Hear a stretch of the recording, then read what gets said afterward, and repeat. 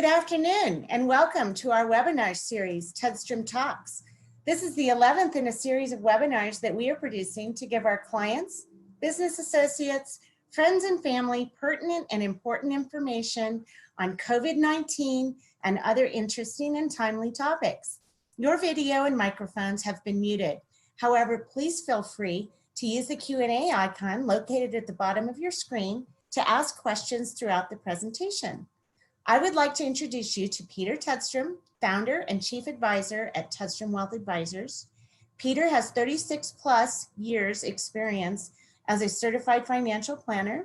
I would also like to introduce you to Amy King, who is the vice president of advocate service for our clients here at Tedstrom Wealth Advisors. Amy, take it away. Thanks, Barbie. Welcome, everyone. Thank you for joining our halftime report presentation today. We are very happy to have all of you here, and we look forward to sharing some important information with you. Let me just review some quick housekeeping notes with you all, and then we will get started. First of all, we would like this to be an interactive experience, so please ask questions. You can do so by clicking on the little Q&A icon at the bottom of your screen. Some might have it at the top of their screen. So don't be shy. Chances are someone else is out there wondering the same thing, so please ask some questions. So if you don't know us, Tedstrom Wealth Advisors, we provide a wide range of services with the primary goal of helping our clients pursue financial independence. We help our clients answer the big what if questions in life. What's going to happen with their funds? What if they want to retire? What if they want to purchase a new house? Those types of questions, so that they can have more comfort and clarity and confidence in their financial decisions. So before we get started, here's a few disclosures I'd like to bring to your attention.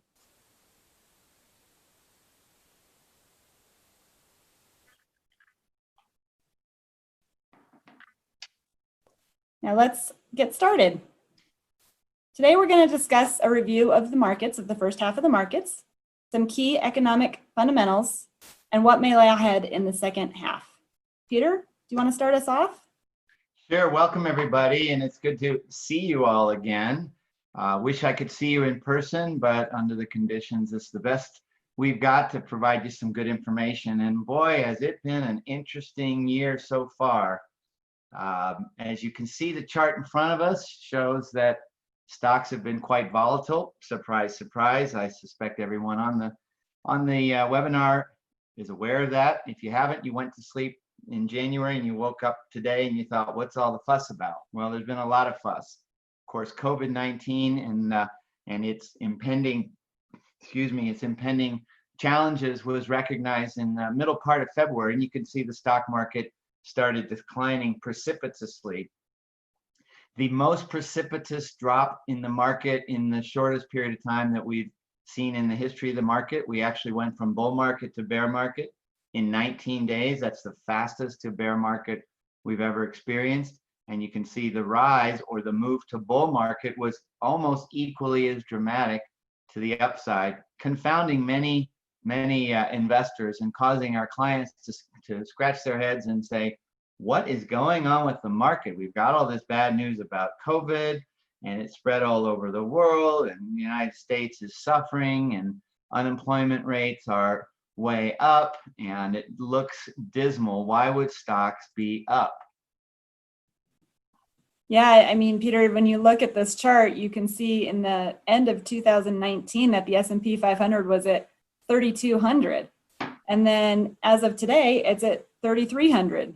So just like you said, if you draw a straight line, or if you had fallen asleep in January, the markets would basically be flat and you'd wake up not knowing what happened, which is really interesting. And on our next slide, it tells us how really difficult it is to predict the markets.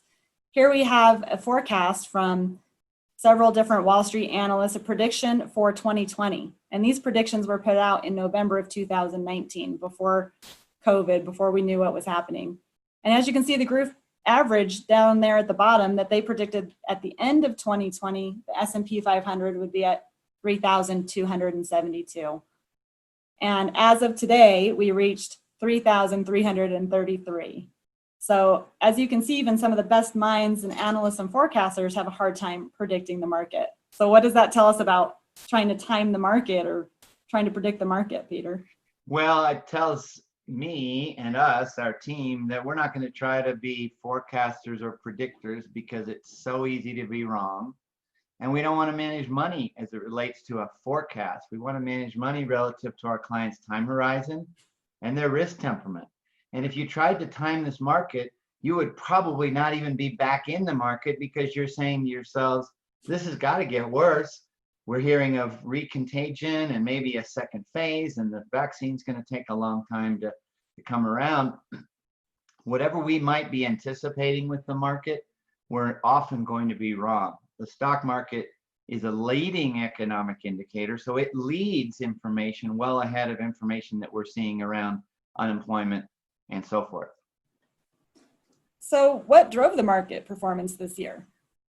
Well, let's look at that. The chart that Amy's about to put up shows January of 2010. Why would we go back that far? Because it will help us understand what's happened over the course of the last decade. Those speedometers that you see are predominantly green, and a green speedometer means that we've got that those are positive aspects of the economy. You can see U.S. economic outlook and fiscal policy, the labor market, and so forth. And of the 20 speedometers you see in front of you folks, 17 were green in 2010, and only 3 were yellow, which is neutral, and there are no red.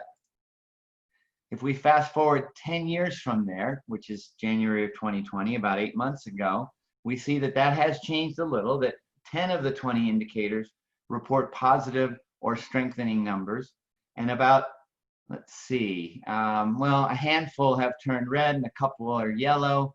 Everybody knows, most everybody knows I'm colorblind, so I'm not sure I see all the colors there, but I know that there's more red than there was 10 years ago. And then if we move to June of 2020, halfway through the year, we see that of the 20, 4 are green. Remember, 10 years ago, 17 were green, 9 are yellow, which is neutral, and 7 are red. So it's a mixed bag today, and not a surprise, I'm sure, to most of you out there that it would be a mixed bag with COVID issues not being resolved, potential recontagion, uncertainty is when a vaccine will come about. And it really causes us to question, what do we do next? Yeah, this chart, when I first saw it, reminded me of the other day when I was driving down I-70 and I came off the off-ramp and the stoplight was broken and it was red and green and yellow all flashing at the same time. And I was just sitting there going, should I stay or should I go? You know, that song popped into my head. Love that song by The Clash, right? Yes, that's right. Dating myself here.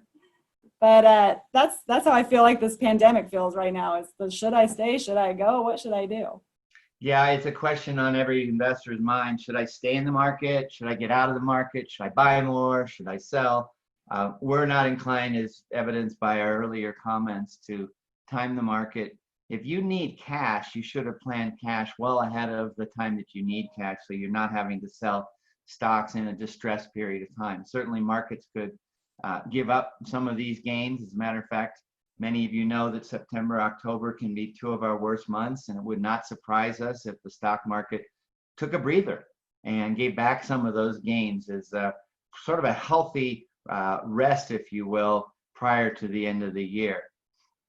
By now, almost every American has been affected in some way or another by the turmoil brought on by COVID-19. We either know somebody who's passed away or somebody who's gotten sick from it. Maybe we've gotten stimulus money. Certainly our stocks have been impacted. So it's fair to say the pandemic has produced unprecedented economic disruption, a word that I'm tired of using, but I guess I'll have to use for the foreseeable future. The capital markets were upended, and we haven't seen credit troubles like this since 2008. And what we'll see on this next page is why this market actually has moved forward, or one of the reasons is because of stimulus. The Federal Reserve and the government has put a lot of money towards this problem. And you can see there's about 7 policy responses on this page of what the Federal Reserve has done. Jay Powell reduced rates to 0. He set up some some new, let's see, where is that slide? I'll pull that up here. Lost track of that. Let's see. In March of 2015, he decided we'd have zero rates. The Fed created a commercial paper funding facility to buy short-term unsecured debt. It created a money market mutual fund liquidity facility to promote the purchase of assets from money market funds, ensuring value preservation. Basically, what that means is the Federal Reserve is entitled to, based upon these policy responses, to put money wherever it thinks it needs to support the asset. It could be residential real estate, it could be high yield bonds, it could be insurance companies. And I believe a lot of this the Federal Reserve's response has to do with the memories of 2008 and the Great Recession. And so they were very preemptive, and I think saved our economy from a much worse fate. Yeah, prior to this, Peter, the government was only allowed to buy into the treasuries, their own buyback program. That's right. Now they can buy anything. It's literally carte blanche. They can buy anything that they feel is appropriate to protect the values of those assets. Well, let's see how all this stimulus money affected the consumer. We're going to look at inflation and CPI. CPI is the core consumer price index, and CPI tracks what consumers pay, what we pay for our goods and services. Some economists use this measure to track inflation, as we see here. The average inflation rate is around 3% over this last 50 years. We typically have been under 2% in the last 10 years. And now, as you can see in this chart, due to the pandemic's influence, inflation is near zero.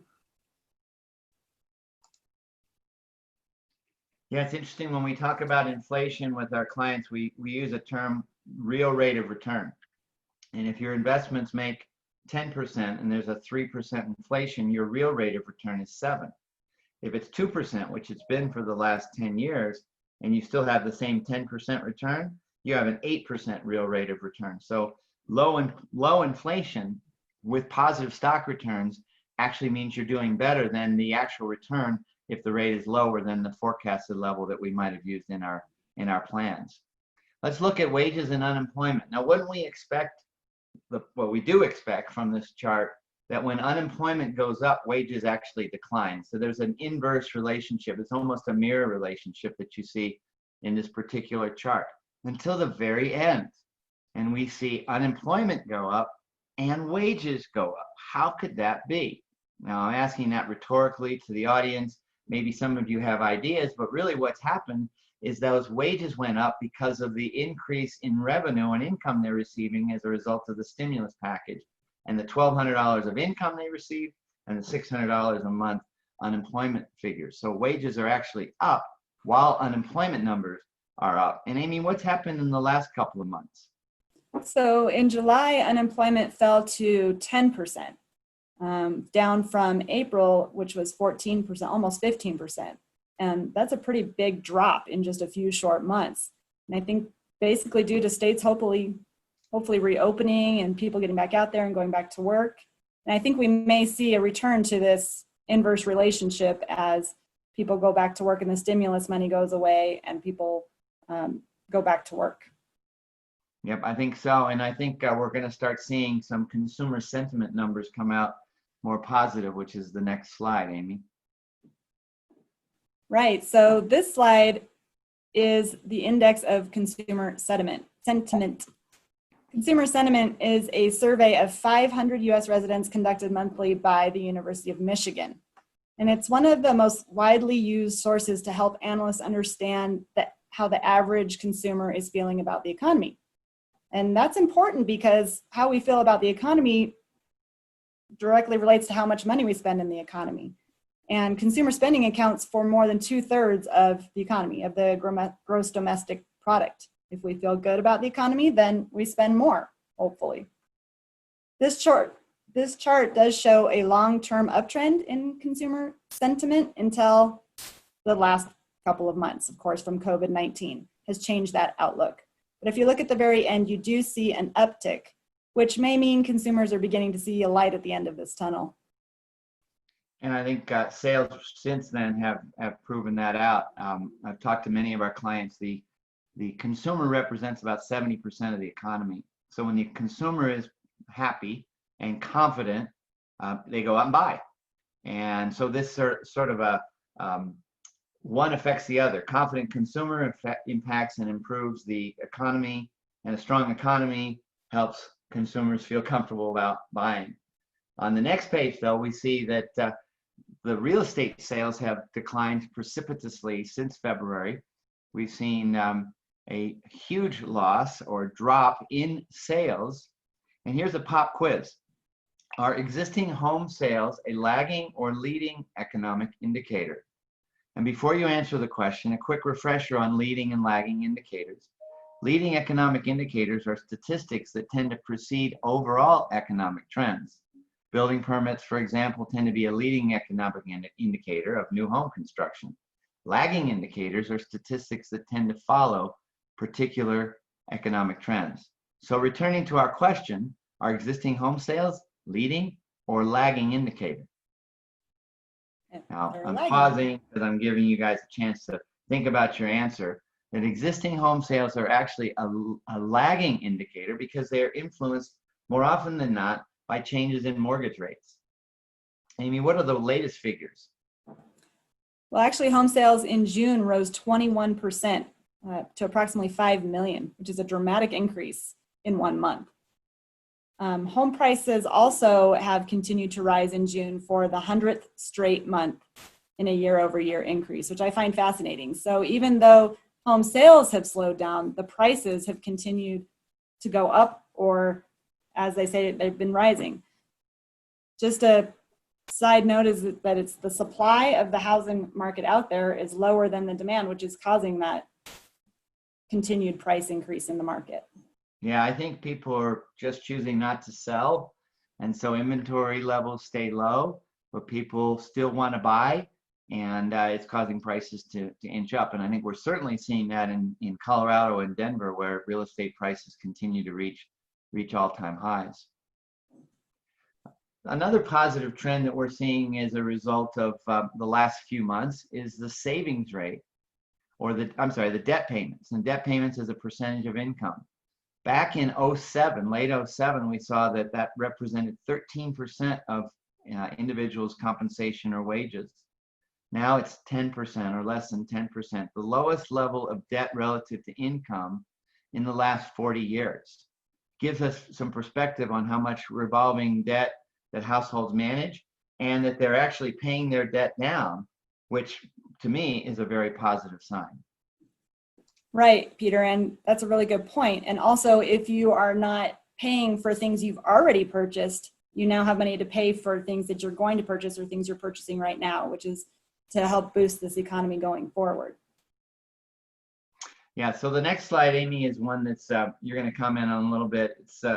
It's one that I think befuddles us all, and that is the whole fake news thing and what's real and what's really going to impact the market and what really will impact the economy. Tell us a little bit about some of the headlines and how that's impacted our thinking. Well, I think the biggest headline on everybody's mind upcoming is the presidential election upcoming in November. And we get a lot of questions regarding how the elections are going to affect the markets and how they're going to go moving forward. And we don't have our crystal ball, and we can't look into the future and know, but we do know that headlines sell and headlines make the market move. And so that's what we're looking at here. What other headlines may adjust, may make the market move? COVID-19, whether or not we're going to have a vaccine there. Don't have any control over whether they make a vaccine or when one comes out, but we know that one will eventually come out, and that will make news as well. That will help the market. And of course, no one can predict what will happen in the future, but in the following slides, we're hoping that will give you some understanding of what we have coming up on the horizon. When we see short-term moves in the market, folks, a lot of it has to do with headline, whether or not the vaccine trials have been successful, how many there are out there. Just today, Putin announced that they have a vaccine that they're ready to take to third stage trials, essentially trying these vaccines out on people. Whether that's true or not, whether it's a legitimate vaccine or not, it's going to affect the market. Might have affected the market this morning where stocks were up quite a bit, and maybe people came back down to earth with their optimism around stocks, realizing that it's Russia that's saying they have this vaccine and not perhaps a more reliable source. That's a really good point, Peter.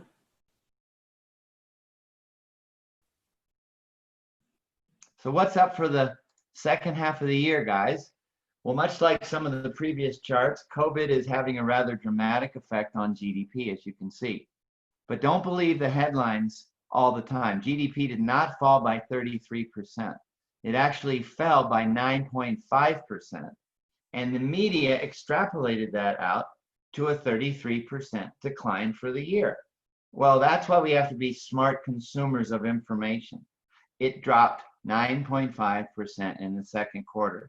That combined with the first quarter, plus 2 quarters assume that they continue at a 9.5% decline, says we'll see a 33% decline in GDP. Well, I would say hogwash. I may be wrong, and I don't make forecasts very often, but I do not believe GDP is going to drop at another 9.5% for the next 2 quarters to reflect a 33% decline in the market.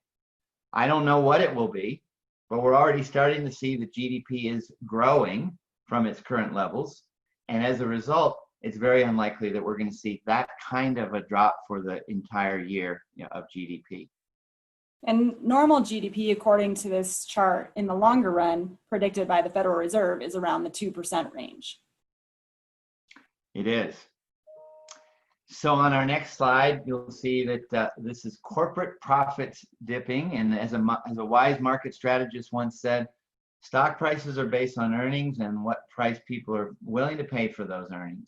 I tell clients time and time again, what is the market really, when they say what's the market really responding to? It's profits and earnings. And as you can see, profits dipped quite substantially. They dropped 12.4% in the first quarter of 2020, the sharpest decline in corporate profits since the last quarter of 2008. But you also may have heard that the market operates as a discounting mechanism, which quickly processes all available information and potential future events. Clearly, the stock market is not responding to this short-term drop in earnings because we see the drop in earnings is substantial and the market continues to move ahead. And as you talked about leading and lagging indicators earlier, Peter, the stock market is the leading indicator of the future economy.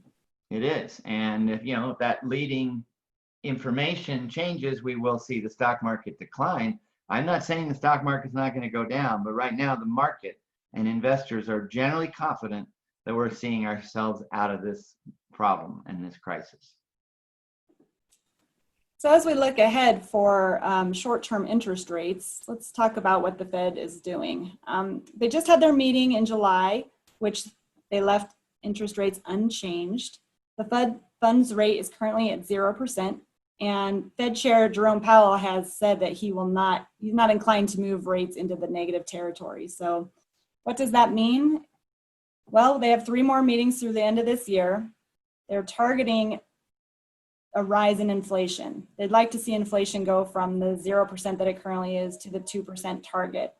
So that means they're going to have to keep rates at or around 0 and not raise rates over the next several meetings, but who knows? And they do have, usually they'll let us know within a couple of days after each one of their meetings. So why is inflation so closely tied to interest rates? Well, if the Fed lowers the short-term rate, it means we're paying less money, less for things if we're borrowing on the short term. And actually the short-term rates often will lead longer-term rates. Mortgage rates are below 3%. Well, if we are buying more, we have a greater level of demand, and a greater level of demand potentially causes rates or inflation to rise. And the Fed would actually like to see an appropriate level of inflation at around 2%, as Amy just mentioned. The next chart is about bonds. A lot of clients will say, well, I don't want to own bonds. Why would I own bonds? I like stocks, and stocks are going up or have gone up over the long term. Bond yields are very low. If rates go up, we'll see bond prices decline. And that's what you see here on the teeter-totter, is that when bond yields fall, which they have over the last 6 months, bond prices appreciate. So we've seen some nice appreciation in the price of the bond market or individual bonds. Some of our clients will say, well, maybe I shouldn't own bonds because yields are low. And we'll say, well, it depends upon your risk temperament. Most of our clients are not interested in owning just stocks because that presents a very volatile portfolio, and bonds can mitigate that volatility. They can soften the fluctuation that their portfolio experiences. And there still are bonds out there that have some opportunity, albeit less than stocks, maybe 2 to 3, 4% in a given year rather than 5, 6, 7%, 8%, which we might expect out of the stock market over the next few years. So clearly we don't have to abandon our fixed income portfolios. They're a good diversifier in our portfolios, and they help to minimize volatility. Yep, that's exactly right. We'd like to keep them in their bonds and keep their portfolio allocation the way it's been for the last few years.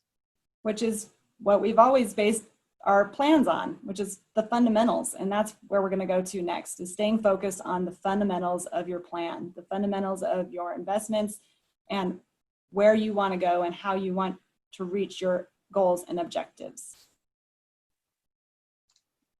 So the page here is one of my favorite reports ever to show. I've got 2 reports I really like to share because it reminds us that stocks can be quite volatile. Any of those numbers that you see below 0 are negative returns. Any numbers you see above the 0 are positive returns. The blue bar represents the total return of the year, and the intermediate value of the market are those values below. Most of them are in red, which means that when we experience markets like we've experienced, and this is a telltale year that actually looks a lot like the maybe 80, 87, where stocks were down 34 and ended up 2. Many years where the market's down and intermediate or in the middle of the year, but actually finish positive. And volatility like this is uncomfortable, but it's normal. The markets are volatile. So just having to be able to manage your emotions during good times is just as important. And that's why we spend so much time talking to our clients about their risk temperament and their time horizon. If you've got enough time for your market to recover or your portfolio to recover, you can take more risk. But if you need that money tomorrow, you better be looking at bonds, short-term bonds, and cash. Right. That's why we talk about the cash bucket, as you mentioned earlier, being so important in managing that cash bucket. The interesting thing on the next slide, this is also one of Peter's favorite slides and mine too, is just shows you just how dramatic missing just a few days in the market can affect your portfolio and your long-term goals. So here, this is a 20-year look back between January 3rd, 2000 and December 31st, 2019. If an investor had invested $10,000 at the beginning of that time period and just left it in there fully invested, average annual return would have been 6%, getting them at $32,000 on their $10,000. But if they would have just missed 10 days, the best 10 days out of that 20-year period, would have cut that return nearly in half and would only have $16,180. So that's a pretty dramatic decrease by just missing the 10 best days in a 20-year history. The interesting thing about missing 10 days, bad days, well, you think, oh, I'll get back in before that. Well, interestingly enough, if you look in the blue box, it says 6 of the best 10 days occurred within 2 weeks of the worst 10 days. And I know it's very difficult to make those decisions jumping in and out that quickly, that you're going to get back in after the worst day within 2 weeks. So just another look back about how really staying the course, really staying focused on your plan and your risk temperament and your time horizon will help you mitigate and get the returns that you need in your portfolio.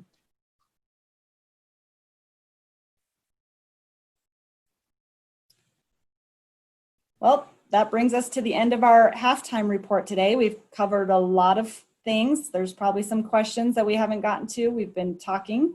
So we're going to give you a few minutes to ask any questions. Once again, you can use the Q&A button that's at the bottom of your screen, and we'll be able to see it as it comes up. I know it takes a little time to type in those questions. So we'll give you a few minutes. And while we do that, Peter, you can talk about the upcoming next TED Talks that we have. Yeah, we'd love to have some questions from you guys. I'm assuming we haven't answered all of your questions, although I hope we have. I know a few of you are out there who might have some questions. Julie, do you have any questions? Or maybe Steve, if you've got a question, throw it at us. We just have a few minutes before we'll wrap up. And as you can see here, we've got some great seminars or webinars coming up. Jane Sanders will be presenting on the law of attraction. Fascinating presentation about how we can be more attractive around our businesses and the way we live. Amy will be back on September 8th. She'll be talking about women and investing.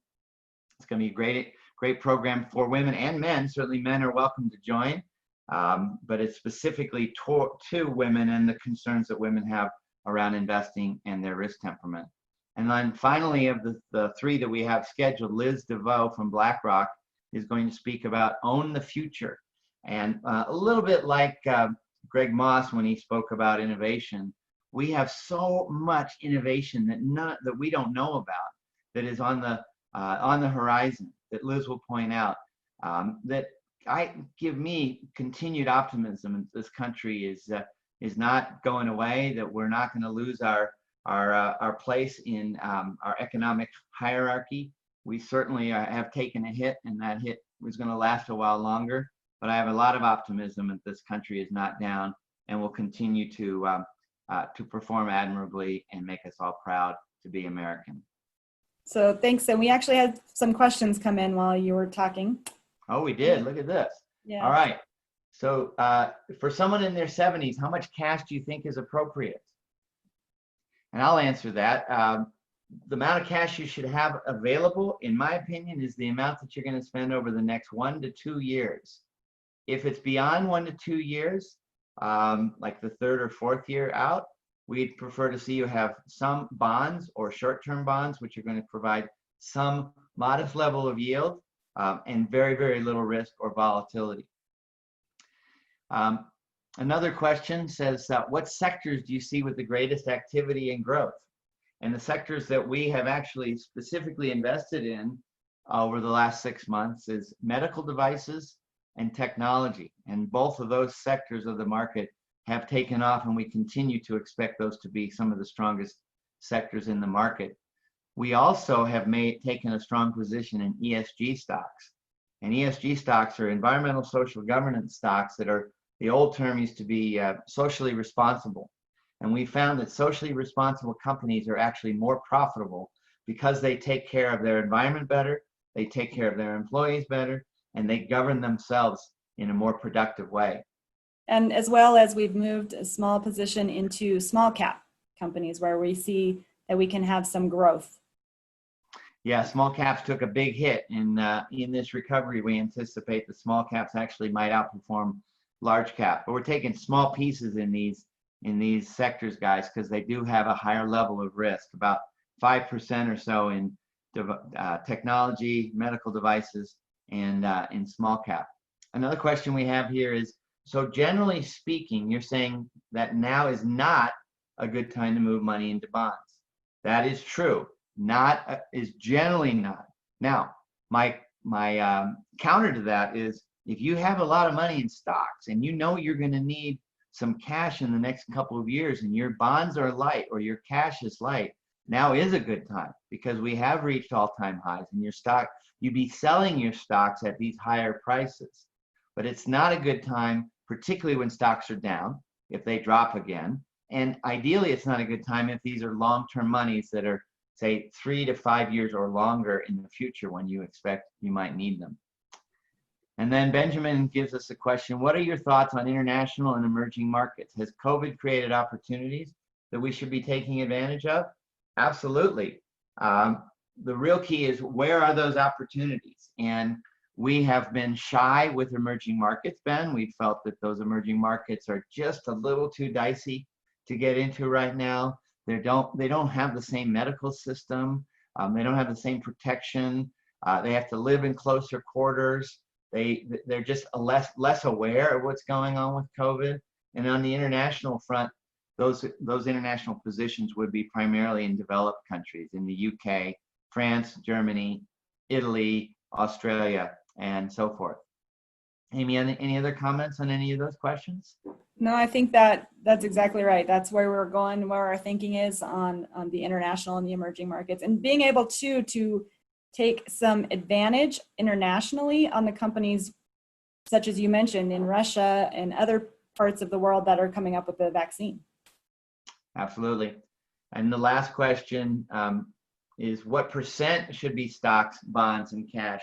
That's specifically related to the same answer I gave you earlier, which is time horizon and risk temperament.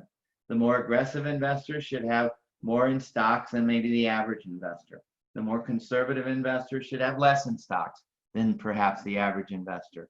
Sometimes it's age related, but I tend to think that creates rule of thumb, and everybody has a different thumb. So that rule of thumb is going to be different for everybody. So your individual allocation is going to be more related to your risk temperament and your time horizon. And it looks like that's the last of our questions. If that's all the questions, I'm going to wish you a wonderful afternoon and a wonderful rest of the week. And Amy, thank you for participating and being my co-host in today's webinar.